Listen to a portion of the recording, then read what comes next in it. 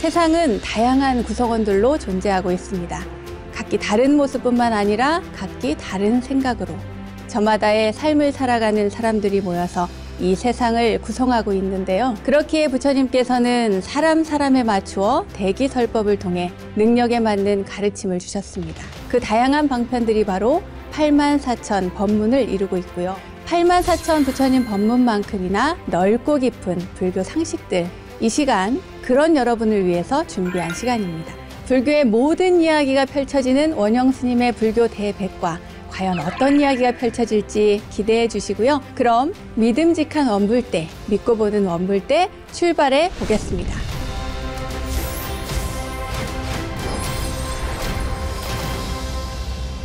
원영 스님의 불교 대백과 그 첫 번째 순서는 알고 보면 약이 되는 수많은 불교의 이야기들, 불교 지식을 내 안에 원영 스님의 불교 대백과 지식인 순서입니다.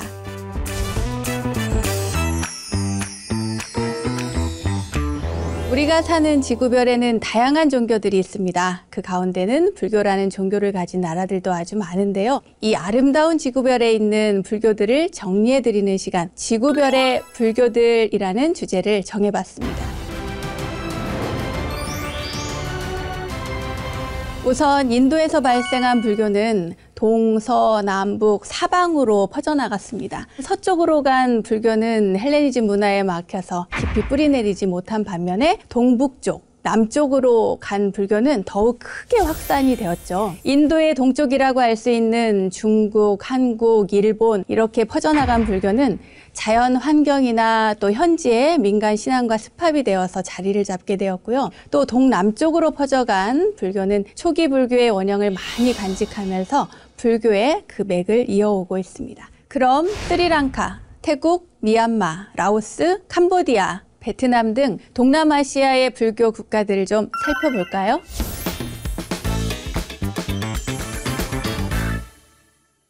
스리랑카는 인도 동남쪽의 아주 작은 섬인데요. 상자부 불교 전통교학의 근원이라고 불릴 만큼 불교의 영향이 지대합니다. 이 스리랑카는 사자의 자손이라고 해서요. 사자국이라고 불립니다. 현대에는 불교와 힌두교의 갈등이 심해서 이렇게 분쟁이 또 많이 일어나는 국가이기도 하고요.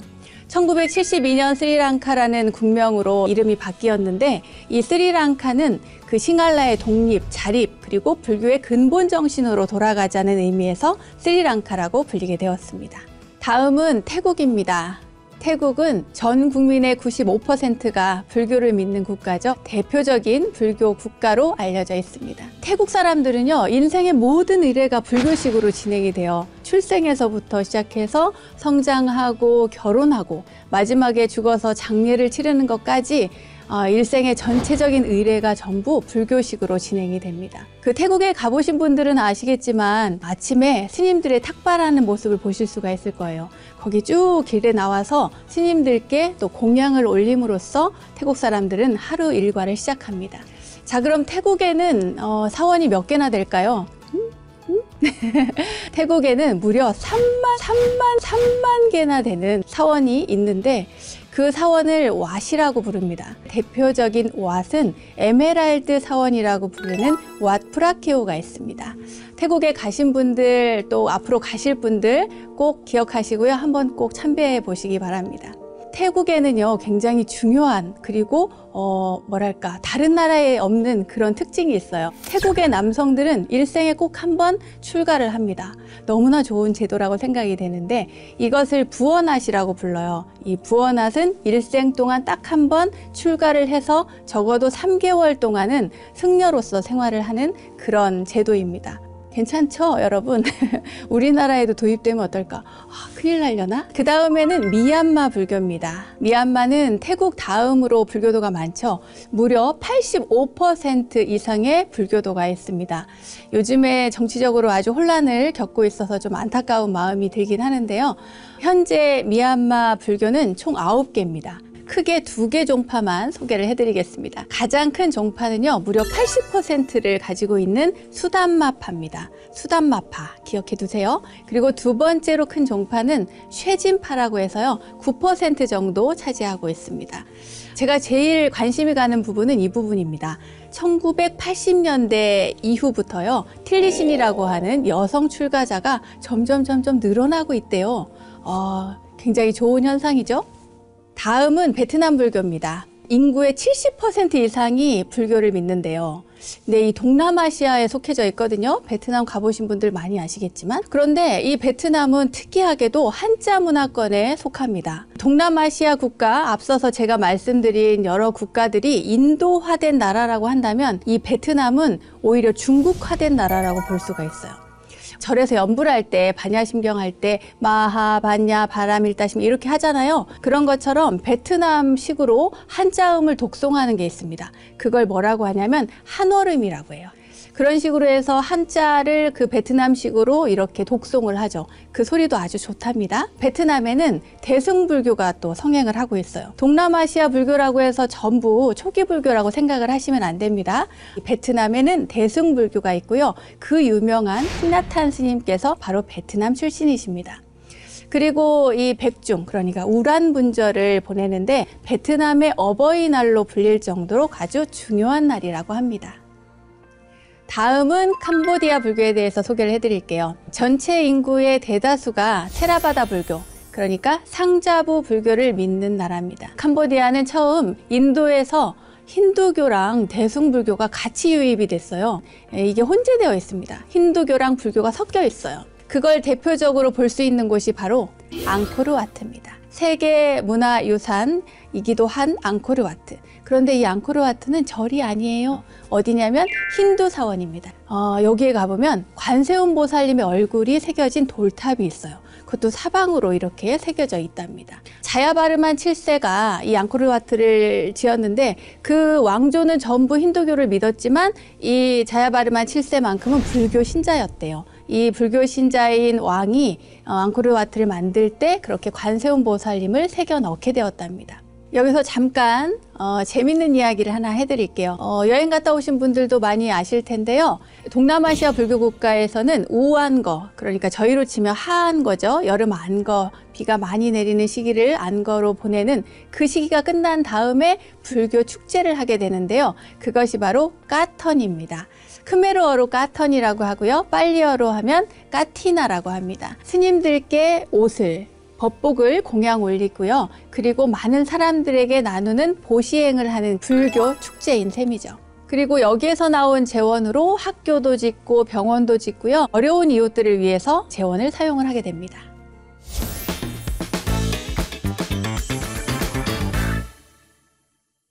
자, 이렇게 해서 동남아시아 불교 국가에 대해서 살펴봤습니다. 보시다시피 동남아시아 불교 국가뿐만 아니라 동남아시아에는 이슬람교 또 가톨릭교 등등 종교의 영향을 받은 국가들이 굉장히 많이 있습니다. 아마도 사람들이 종교에 의지해서 생활하는 분들이 굉장히 많기 때문인 것 같아요. 제가 상자부 불교, 그러니까 테라바다 불교를 이야기를 했는데요. 보통 우리가 소승불교라고 알고 있는 그 불교의 형태, 요즘엔 소승불교라는 단어를 잘 사용하지 않습니다. 초기 불교라고 이야기를 합니다.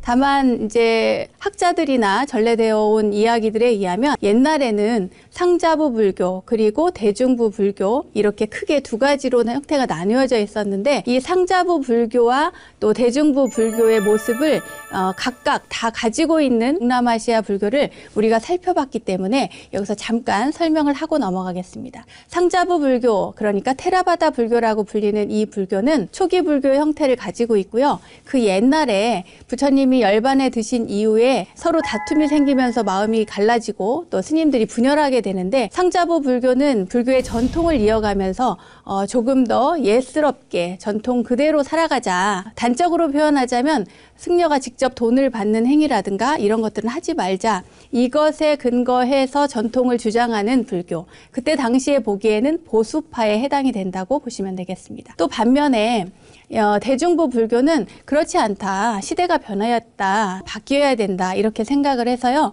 조금 더 진보적으로 세상 사람들과 접촉하고 또 그 포교 활동을 해나가는 쪽에 마음을 둔 스님들, 그것을 대중부 불교라고 합니다. 그 대중부 불교가 나중에 대승불교의 영향을 상당히 끼치게 되는 거죠. 동남아시아 불교에는 이렇게 테라바다 불교도 있고 또 대중부 불교도 있죠. 대표적으로 특이한 불교 국가가 바로 베트남이었는데요. 베트남 같은 경우에는 중국의 영향을 상당히 많이 받았기 때문에 그 모습을 가지고 있는 것으로 알려져 있습니다.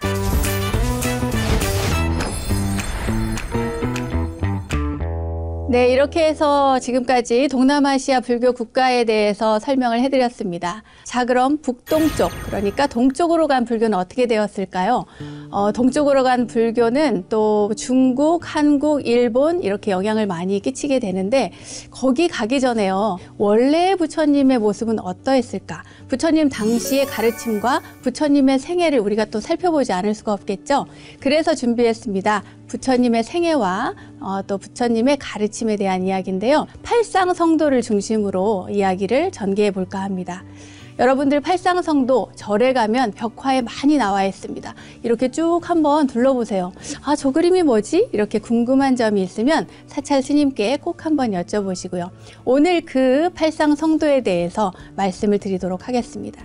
부처님 당시에, 그러니까 부처님의 일생을 8가지 큰 사건으로 나누어서 그림으로 그려놓은 것이 바로 팔상성도인데요. 첫 번째, 도솔레이상입니다. 부처님의 어머니시죠. 마야 부인께서 태몽을 꾸셨어요. 흰 코끼리를 타고 도솔천에서 호명보살이 내려오는 꿈이요. 그 이외에도 부처님의 전생담을 담은 그림이 이 도솔레이상 안에 들어있습니다. 그리고 두 번째, 비람강생상입니다. 부처님께서 탄생하신 모습을 그림으로 이렇게 그린 건데요. 부처님께서는 기원전 624년에 태어난 것으로 알려져 있죠. 그때 부처님이 어떻게 태어났냐? 바로 무수 가지를 잡고 오른쪽 옆구리로 아기를 낳았다고 하는 그 그림이 이렇게 그려져 있어요. 이 오른쪽 옆구리로 아기가 태어났다는 것은 부처님이 쿠샤트리아 왕족이라고 하는 것을 의미하기 때문에 이런 그림이 나오는 것이고요. 또 아기가 태어나서 바로 또 오른손은 또 위로, 한 손은 또 아래로 이렇게 하고 천상천하 유아독존을 외쳤다고 하는 그 장면도 이 그림 안에 들어져 있습니다.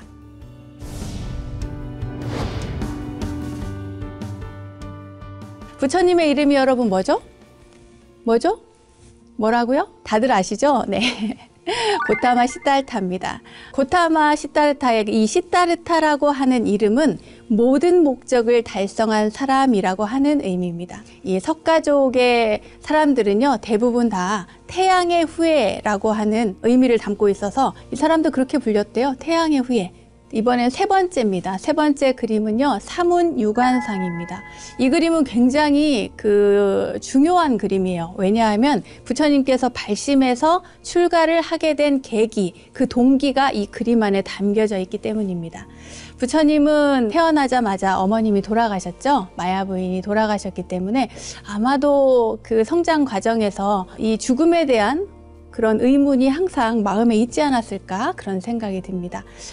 양어머니께서 제 아무리 잘해도 또 그런 뭔가 고뇌가 있지 않았을까 감히 짐작을 해봅니다. 부처님께서는, 그러니까 시달타 태자는 12살에 농경제 행사에 참여하게 됩니다.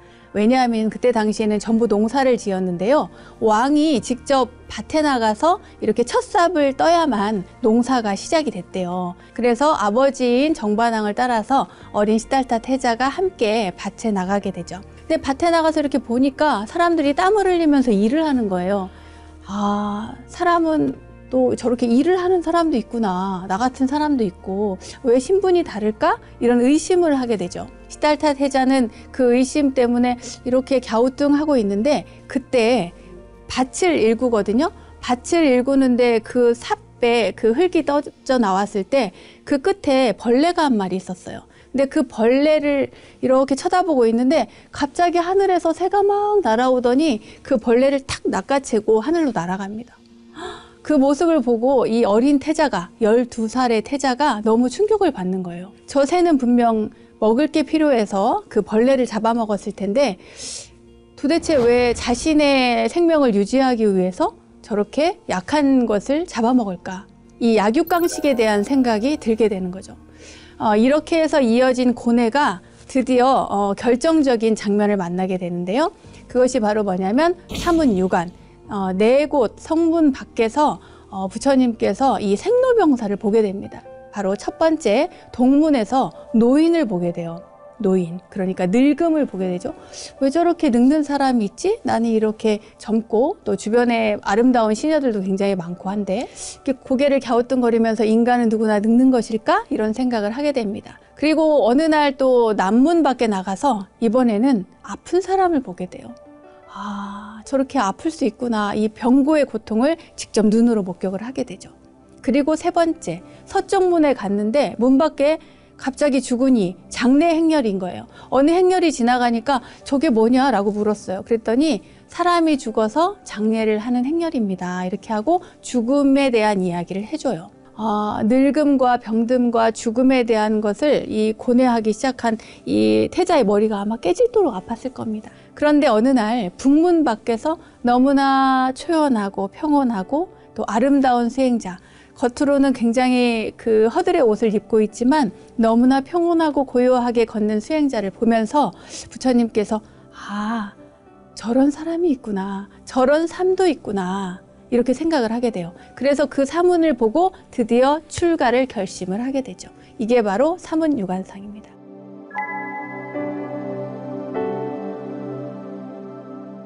그렇게 출가를 마음에 먹긴 했는데 이 정반왕, 그러니까 아버지의 만류가 컸고 나중에는 백성을 다스려야 되는 입장이기 때문에 쉽게 결정하고 단행을 하지 못했는데 네 번째 유성 출가상에 보면은요 29살의 출가를 단행하는 그 모습이 그려져 있습니다.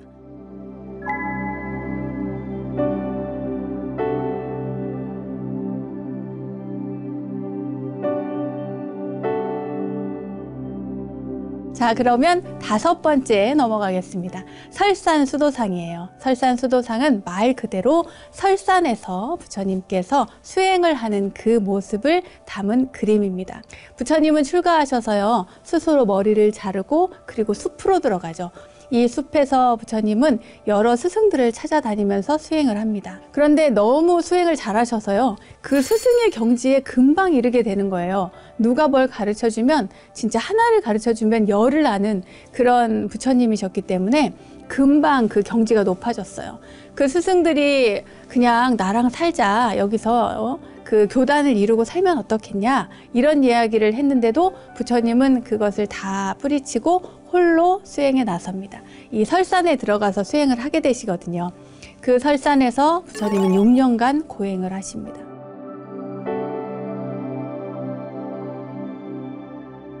인도 사람들은요, 그때 당시에 이 육체를 괴롭혀야 정신이 해방된다고 생각을 했어요. 그러니까 대부분의 수행자들이 정신이 육체로부터 빠져나오려면, 육체로 인해서 그 정신이 쇠약해지는 것을 막기 위해서 육체를 고통스럽게 하는 그런 수행을 많이 했습니다. 지금도 있어요. 인도에 가면 그렇다는군요. 저렇게 계속 햇빛을 태양을 계속 쳐다보면서 눈이 멀게 되는, 결국에는 눈은 멀지만 마음의 눈에 뜨인다는 그런 생각을 가진 사람들이 있고요. 불 위를 막 걷는 사람도 있고요. 나치 수행자도 있고요. 또 한쪽 팔을 이렇게 들고 있는 사람도 있고요. 한쪽 다리만 들고 있는 사람도 있고요. 정말 다양한 그런 수행을 하는 사람들이 있었다고 합니다. 그런데 부처님께서는 이 설산에 들어가서 그렇게 고통 수행을 계속 하시는데 오랫동안 굶기도 하고 숨을 참기도 하고 굉장히 힘든, 그래서 부처님의 고행상을 보면 굉장히 이렇게 뼈만 항상하게 남아있는 모습을 볼 수가 있어요. 그 설산 수도상이 바로 그런 모습입니다. 그런데 나중에 부처님이 알게 되시죠. 이렇게 육체를 계속 고통으로 몰아간다고 해서 깨달아지는 것이 아니다. 육체가 고통스러우면 정신도 함께 고통스러워지는구나. 내가 고행에 너무 집착했구나. 내가 육체의 고통에 대해서 너무 집착했구나. 이걸 놔버려야겠다. 이렇게 생각하셨을 때 수자타가 유미죽을 가지고 부처님께 공양을 올립니다. 그때 당시만 해도 아직 부처님의 경지에 이르지는 못했겠죠. 그리고 그 유미죽을 드시고 또 목욕을 하시고 다시 수행을 하셔서 그 다음에 이제 점점 더 높은 그런 단계에 오르게 됩니다. 6번째입니다. 수화항마상이 있죠. 이 수화항마상에는 이렇게 뿔 달린 마구니가 보입니다. 이 마구니는 부처님을 유혹을 해요. 부처님을 항복받기 위해서 막 유혹을 합니다. 그런데 부처님은 까딱하지 않죠. 마구니가 아무리 와서 유혹을 해도 부처님은 끄떡없이 흔들림 없이 정진을 쭉 이어갑니다. 그 정진 끝에 35살에 깨달음을 얻게 됩니다. 그 다음에 노건전법상입니다.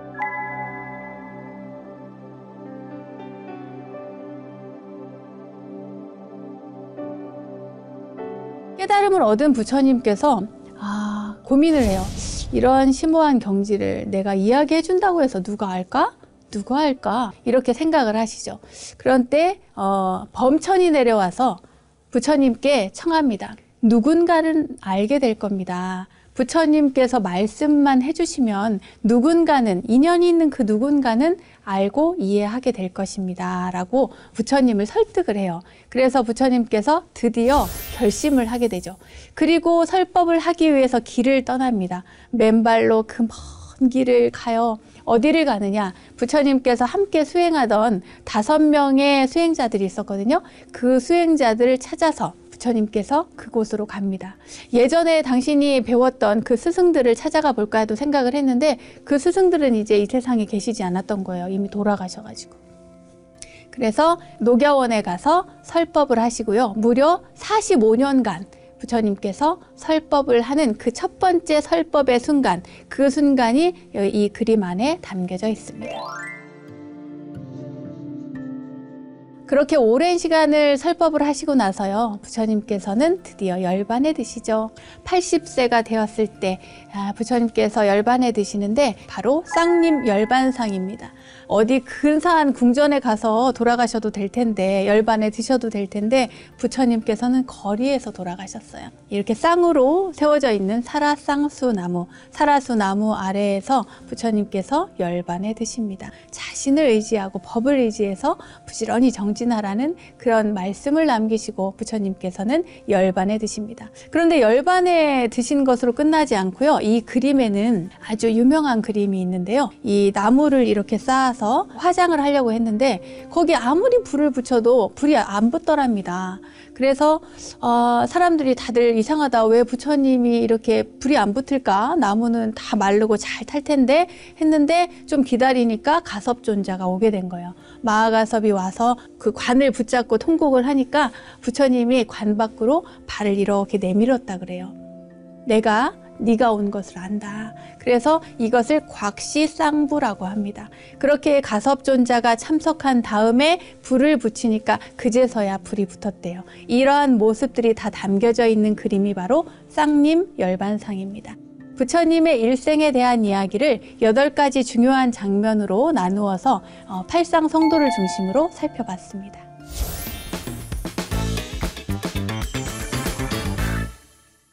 부처님이 열반에 드셨는데 지금까지 우리는 불교를 믿고 있고 저 같은 출가 수행자가 있고 그렇습니다. 부처님이 열반에 드신 이후에 그러면 어떻게 해서 이 교단이 이어져 내려오게 됐을까요? 먼저 큰 사건이 하나 있었습니다. 뭐냐 하면요. 부처님께서 열반에 드셨다는 소식을 수행자들이 이 거리에서, 길에서 듣게 되는데 그 중에 어떤 스님이 그런 거예요. 부처님께서 돌아가셨으니까 이제 잔소리할 사람 없다.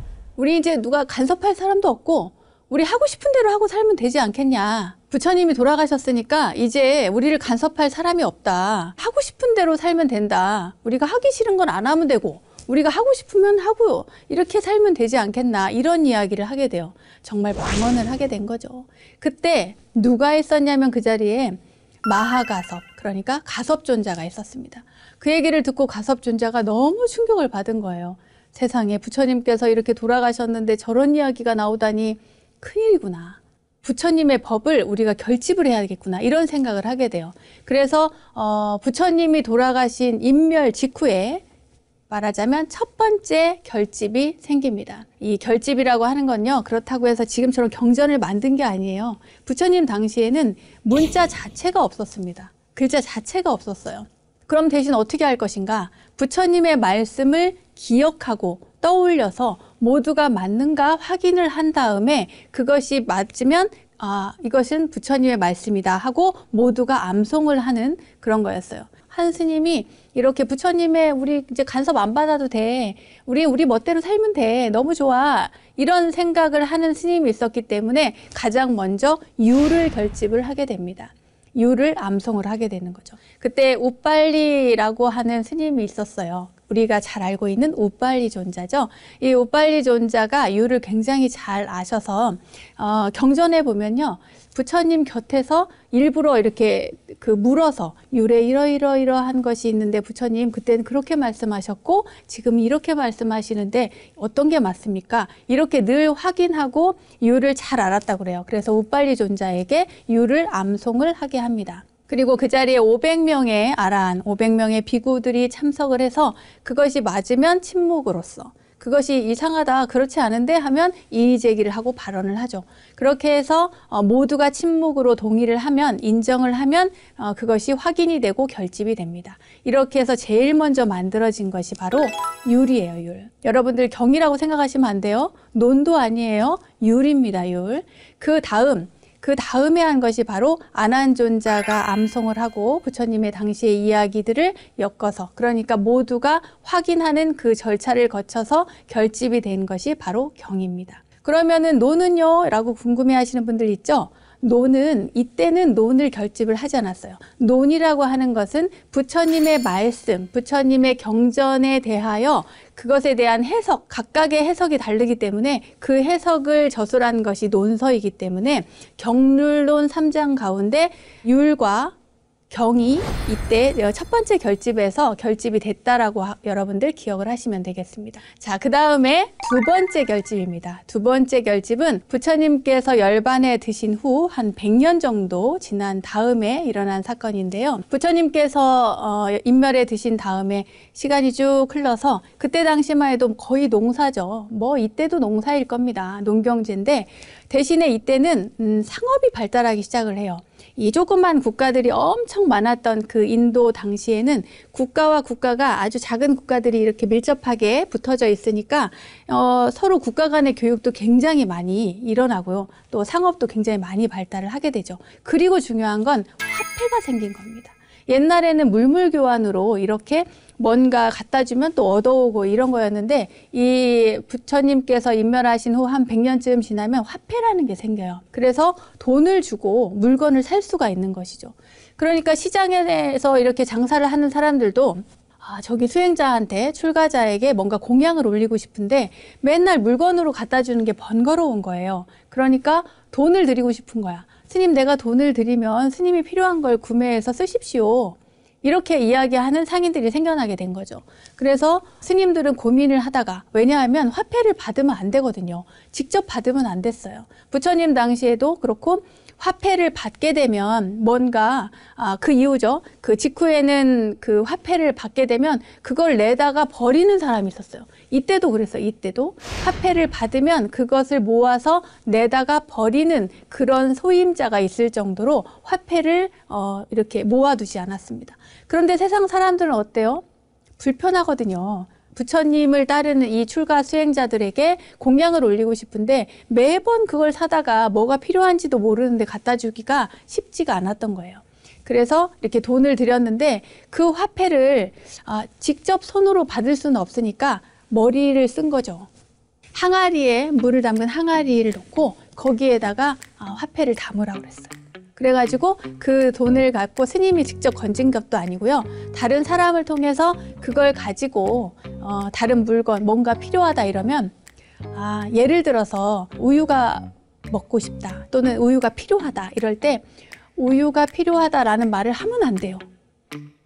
하면 안 돼. 어떻게 하느냐? 우유를 알라. 이렇게 얘기를 해요. 재밌죠? 우유를 알라. 그릇이 하나 필요하다. 그러면 그릇을 알라. 이렇게 얘기를 하는 거예요. 그러면 내가 그릇이 필요해. 이렇게 얘기하면 안 된다는 거예요. 필요하다는 단어가 들어가면 안 돼요. 그러니 알라 이렇게 하면 아 스님이 그릇이 필요하시구나 하고 그 말귀를 알아듣고 가서 그거를 가져오는 겁니다.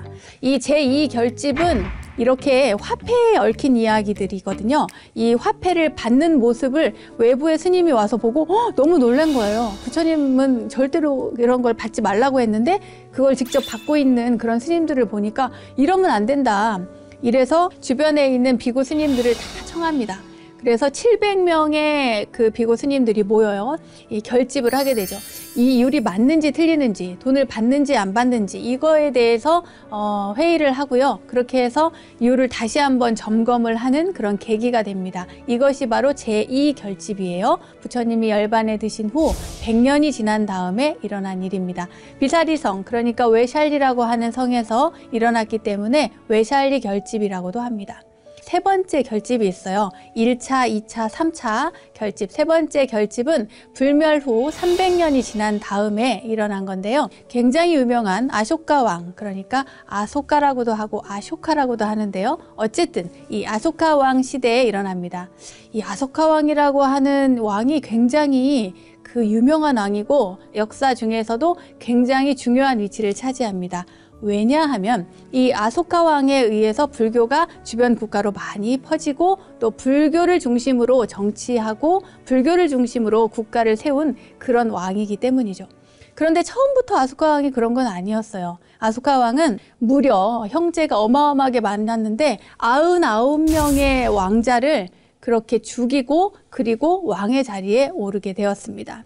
아, 무섭죠. 99명의 왕자를 베고 왕이 되다니요. 그리고 전쟁을 엄청나게 많이 했어요. 인도 땅이 이렇게 작은 나라들로 막 이루어져 있으니까 그야말로 땅을 엄청 차지하기 위해서 다양한 국가들을 막 쳐들어가고 전쟁을 했는데요.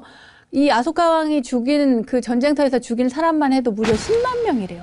10만 명이나 죽이고 또 15만 명을 가두고 거의 그 인도 땅에 아주 대부분의 땅을 이 아소카 왕이 통일을 하게 되죠.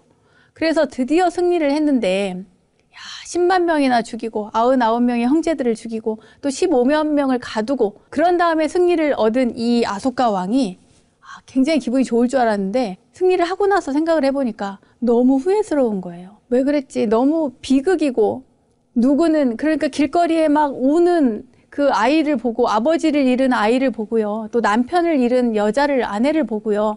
너무너무 놀랍니다. 아니 내가 이런 상황을 만들었구나. 되게 자책을 많이 하게 되죠. 자책하고 후회해도 싸죠. 여기까지 보면. 이 후회가 어디로 가냐면 마음을 확 돌려가지고 불교에 귀의하는 것으로 바뀝니다. 귀의를 하고 참회를 엄청 많이 하고 하다 보니 모든 정치, 국가를 운영하는 것의 기본으로 바로 불교를 세운 거예요. 그래서 이 아소카 왕 당시에 약간 스님들 사이에 승단의 분열이 일어나니까 그것을 화합시키고 또 결집을 하게 되죠. 제3차 결집은 이 아소카 왕 시대에 이렇게 일어나게 됩니다. 그리고 아소카 왕은 우리나라 국사책에도 나온대요. 아유강이라는 이름으로 나옵니다. 아유강 많이 들어보셨죠? 이 아유강, 아소카 왕에 의해서 불교가 그 주변 국가로 많이 퍼지게 되고 불교가 세계적인 종교로 발돋움할 수 있는 그 발판을 만들었다고 해도 과언이 아닙니다. 이렇게 아소카 왕의 노력에 의해서 불교가 주변 국가로도 많이 퍼지고 했는데요. 정작 인도 땅에서는 불교가 그렇게 오랫동안 성세기를 이루지 못했습니다. 점점 쇠퇴하게 되는데요. 그 결정적인 계기가 바로 10세기 초에 있었던 이슬람 세력의 침공입니다. 이슬람 교도들이 그 침략을 하면서 엄청 많이 깨부수고 불상도 부수고 하면서 불교를 많이 탄압을 하게 됐거든요. 그리고 여기에 더해서 하나가 더 있습니다. 뭐냐면 불교가 힌두화됐다는 거예요. 힌두교에 너무 영향을 많이 받다 보니까 이 불교라고 하는 종교의 정체성이 상실돼 버립니다. 이렇게 해서 정체성이 없어지고 힌두화되니까 불교가 점점 쇠퇴하는 것은 당연한 이치겠죠? 안타깝게도 지금 현재 인도 땅에는 1%?